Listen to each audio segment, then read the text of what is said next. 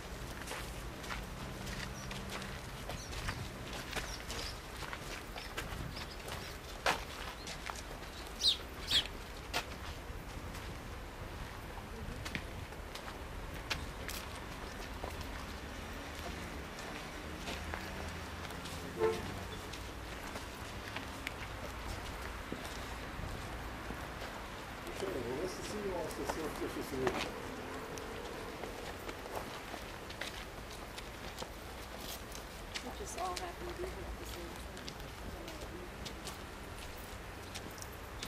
Okay, well, we're off here. We're right on a spine of rock that runs east and west. And it goes, as you're going to see, about another half mile this direction toward the east and another third of a direction.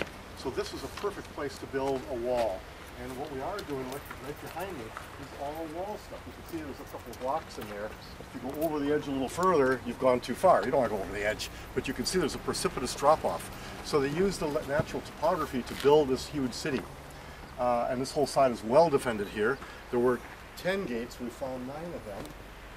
And they go on, as I said, about a mile in length here. The total perimeter, we guess, is about 12 kilometers, about 9 miles, 8.5 miles, in about 8 miles in size. This side is nicely walled off. They built stronger walls elsewhere. There's the Athenian cliffs back off to my right-hand side, quite some distance where people couldn't climb up. And then you've seen where the Acropolis is. So it's a big city using the natural fortified areas here.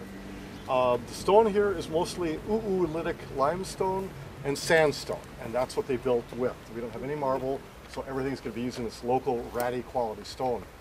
What they've done is they've re-erected 8 columns on the long side, but originally I think it was 17 columns, so we've missed a big chunk of it.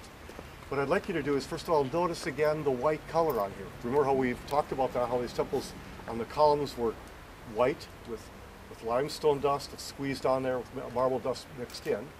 And then look at the part above that. That's not truly the capital, is it? It's the Aquinas and Abacus.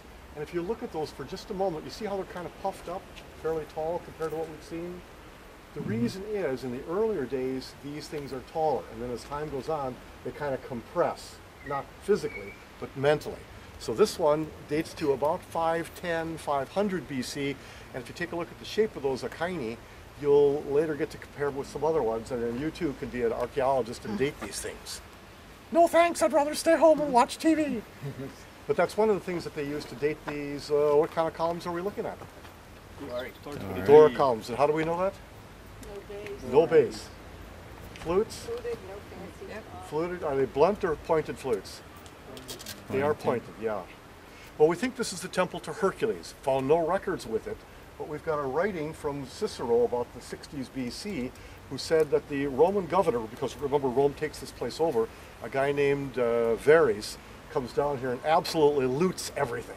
Now this, in a time when we're used to looting everything, must have been really something, but he sent his soldiers out to take things, all his little tax collector henchmen out to take things, shipped boatloads of stuff back, and Cicero went after him because he was really robbing things. And he tells us that one of the things that was in this was a statue of Hercules. It doesn't exist anymore, but we've got the written report about it.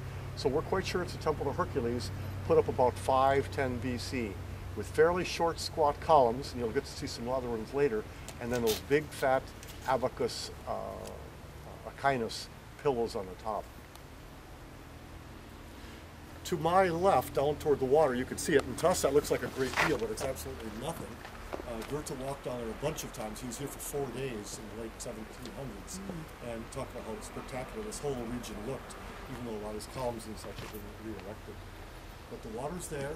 We had two rivers, east and west of us, which helped delimit the city, made sure that we had plenty of fresh water. So as far as these people can see, it's a perfect environment to live. That's what they do. They get people from Jela. Jela is 100 kilometers from here, and that, in its turn, was a foundation colony. So it's a secondary colony is what we're really looking at here. From Jela, people from Jela originally came from Rhodes and from Crete. And remember the story I was telling you yesterday about the bull that roared?